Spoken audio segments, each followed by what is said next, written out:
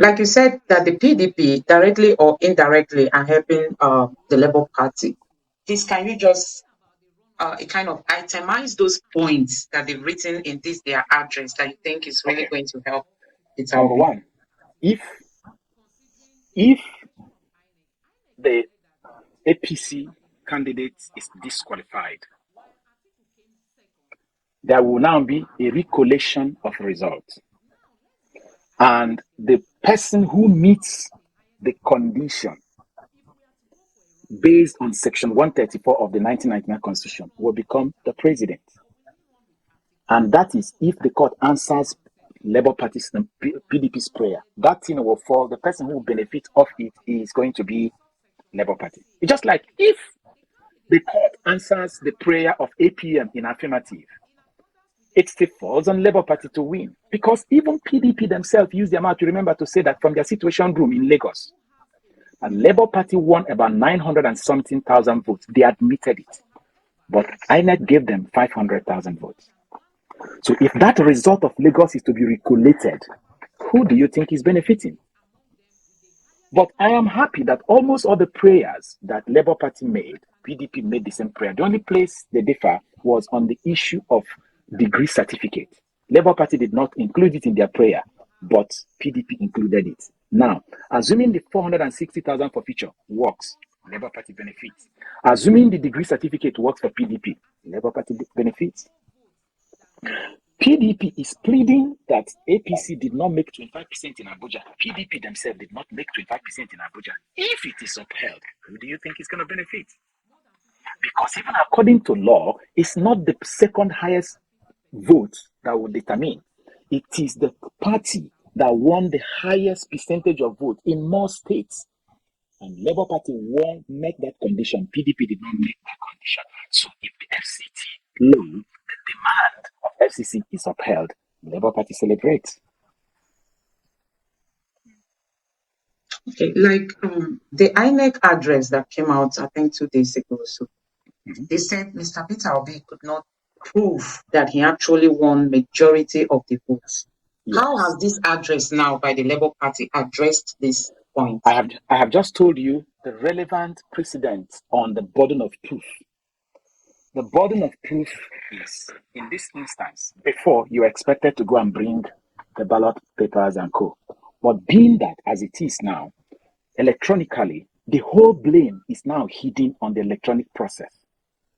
The burden of proof that you comply to the law has now been shifted to INEC. Okay, come and prove it. Even in the address, they did not say anything to show that they did what the law says. They were actually trying to avoid what the law said by saying that they have a right not to collate the result electronically. So they avoided these 4 sections of the law. And when that 4 sections of the law comes back, what do you think is going to happen? INEC is going to be blown. It's going to be crushed. So the era of the burden of proof, you don't need people. The burden of proof is on the beavers. The burden of proof is on the beavers. And INEC, you're holding the beavers. Show us the beavers. You say, no, I've done my work, but it is in the beavers. I will not release it. You have not done it.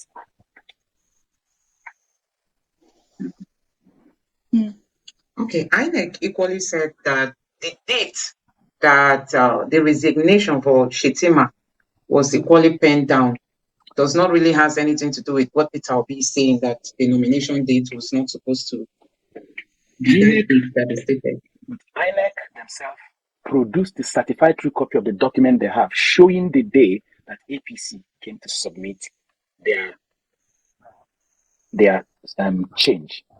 They showed that Shetima was submitted. They acknowledged it. Even INEC acknowledged it, that Shetima's nomination was submitted on the 14th. And from INEC CTC, they also showed that the person that they replaced his name to be the Borno Central happened on the 15th. Replacement means you're pulling out and you're replacing this. So the argument here is between that 14th and 15th, as INEC was closing work on the 14th, Shetima's name appeared in 2 constituencies. Number 1 is vice presidential. Number 2 is Borno Central Senatorial. That is it. Somebody is saying, what happens if any of the judges resigns? I don't know what will happen, but it's going to be chaos. It's going to be obvious that the person is muzzled to resign. I really don't know, to be honest. There is someone who is alleging that if it happens, they may not form quorum again, and there will be need for them to start hearing again. I really don't know, to be honest. My own level of understanding has not gotten there. But as I said in one of our posts yesterday, why resign? Why not use your vote as a judge to show your conviction? It would be cowardice for anybody to resign under any circumstance. Everybody's under pressure on whatever you do. We've been here today. We've had other things we've done, but because we wanted to educate the public, we are here now. Everybody, we're under pressure. So the judges, they know it comes with the territory. They should do their job. They should save Nigeria. The buck is on their desk to save Nigeria, and they should do it and do it proudly, no matter what it costs them. Yeah. So as regards to the forfeiture, INEC, because it was funny to see that INEC was even defending the APC in their address. That And is Go ahead. Okay, one of the points that they listed in their address is on the forfeiture. They tried to say that it's more than 20 years, that a judge ruled over this case. I don't know how the PDP and the Labour Party have addressed this point in their own address. You remember in that section, I've forgotten that section, the 1999 Constitution, I think I could just call it up if you don't mind. There were 10 items there. 10 items there. The qualification to be elected president. You must the basis under which you can be disqualified. There were 10 items there. The first one of them is that you must not be a dual citizen. The other one is that you must have not committed a crime in any tribunal in Nigeria in the past 10 years. The other one is that you must have not committed a crime such as money laundering anywhere, in any court. It did not say Nigeria. So INEC is quoting the one that is referring to 10 years statute before it becomes statute bar that has to do with tribunals in Nigeria. Whereas they forget that there is another one that is saying anywhere. And no matter how long it must have taken. No matter how long it has taken. But from what I saw, Doctor. Yeah. Sorry. From what I saw, INEC is also claiming that since the court ruled outside Nigeria, that is not valid in Nigeria. I don't know how true that is. Well, that is technicalities coming to play here.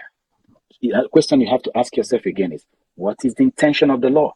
The intention is to bar someone who has a certain character from ascending the highest office of the president. And that is why you have to understand that if you forge the certificate in the US, for instance, when they ask if you forge a certificate in the US, if you come into Nigeria, it's still forgery. Okay, just take a look at it now. The FBI says they are not going to release the documents about so and so until 2026. What is in that document that FBI don't want to release? Can't you see that countries use the debts they have on other country leaders as a leverage? And that is what the Constitution is trying to avoid, so that we don't have someone in power whom other nations are going to be using as a leverage. So think about that. Well, is it a good decision if they say they don't want to release? I mean, the FBI that has come out. No. You didn't understand what I said? It's a leverage they have on Nigeria as a country now. They hold it so that when the president wants to cough, they'll say, remember, we have something on you. Just do this and do that.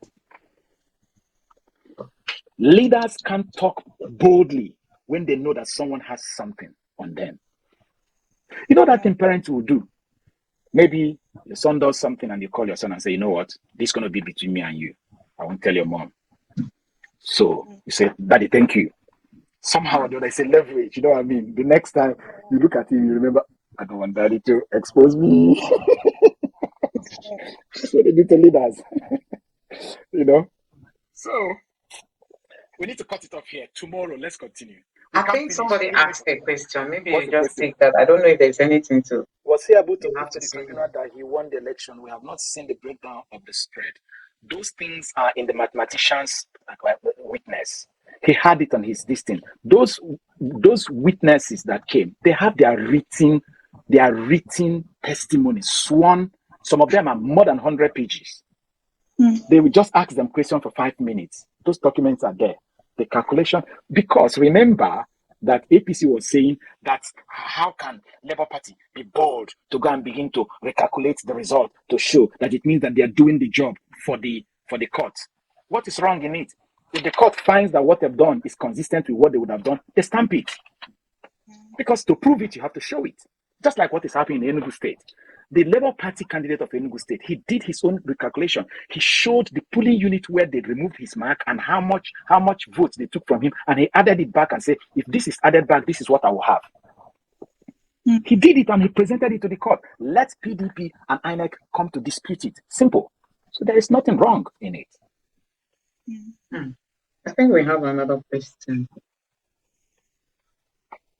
If the election is nullified and a rerun is ordered, who will chair the election commission? Mahmoud?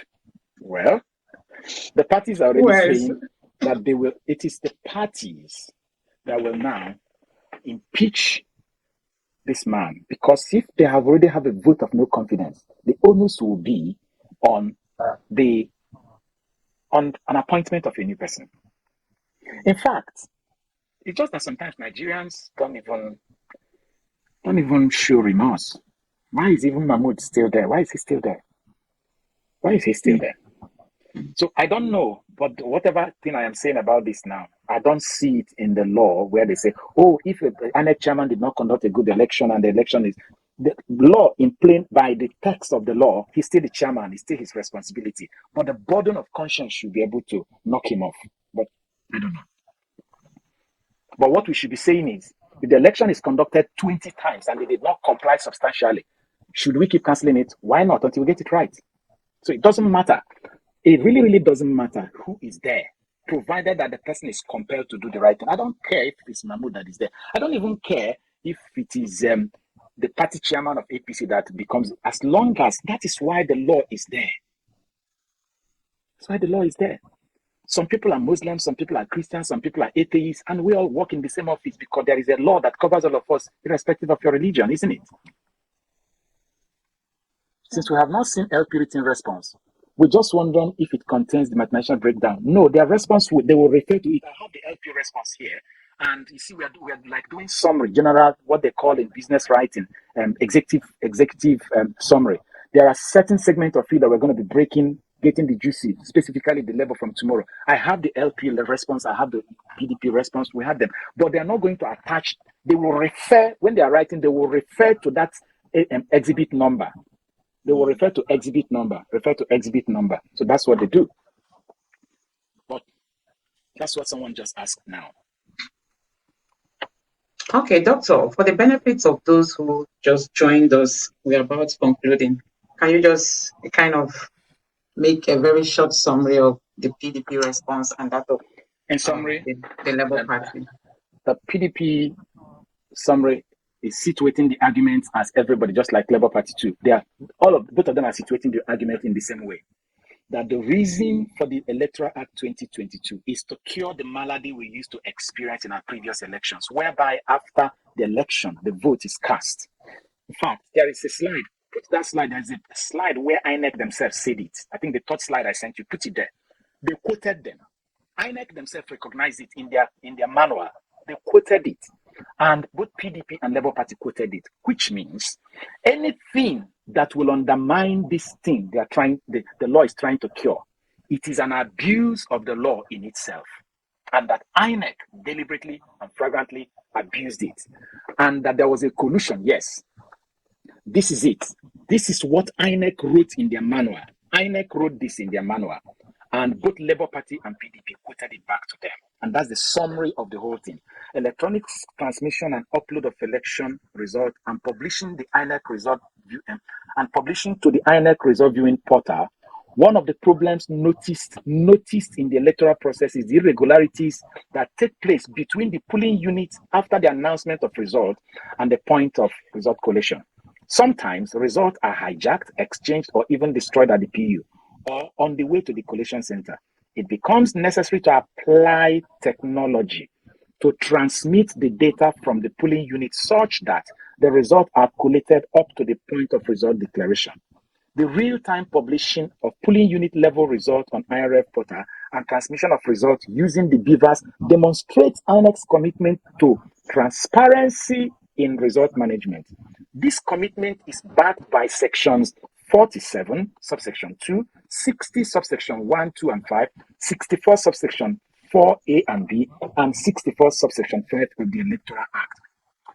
So I'll stop here. What does that tell you? INEC themselves says that upload to IREV for the purpose of collation is backed by these sections of the law. But INEC came back in their own final address and says it does not matter. INEC, what it means that INEC used their mouth to say that these sections of the law are nonsense. We don't need it. It's useless. The president shouldn't have signed it because it is immaterial as long as they are concerned. The question is, which judge will discountenance these sections of the law? We end like that. Tomorrow, we break down the rest on forgery, on forfeiture, and other things. Okay? Yes. Thank you very much. Although somebody dropped the question here, I don't know. It says, how come PO lawyers not present their own final result from their own polling agent? I mean, what else do you expect them to do? They brought the PU agent to testify to that effect. And the last witness came to identify all those evidence and the document they submitted. It is based on those documents that they submitted that the mathematician also relied to do their own computation. The lawyers are there to present evidence. And they're done just that. Thank you very much, Doc. Thank you so much for this analysis. No doubt we are taking something home today. So, guys, thank you very much for those of you that joined us. Please do well to equally join us tomorrow because on a daily note, we do have a live session. We enjoyed your company today. Please join us tomorrow again and thank you for your time today. God bless you. Bye. Gloria, Bye. good night.